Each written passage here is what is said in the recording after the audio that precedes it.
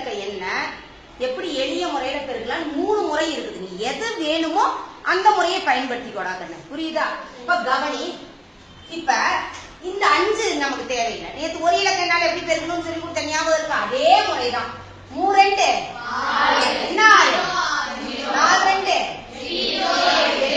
அடுத்தது எதால பெருக்கிக்கணும்? 5ஆல பெருக்கணும். 3 5 15 எங்க போடணும்? இங்க போடணும். புரியுதடா கண்ணு?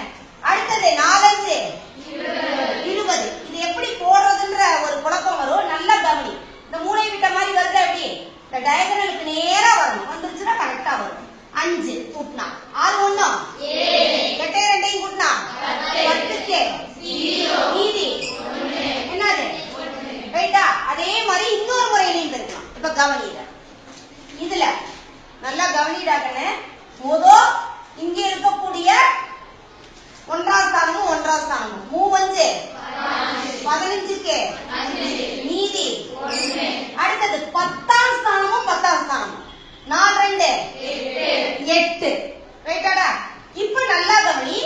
உள்ள இருக்கக்கூடிய 2 எண்ணையும் பெருக்கிற 3 2 4 5 26 26 1 27க்கு மிச்சம் 8 2 10. கரெக்டாடா கண்ணு? 2 விடையும் கரெக்டா இருக்கா?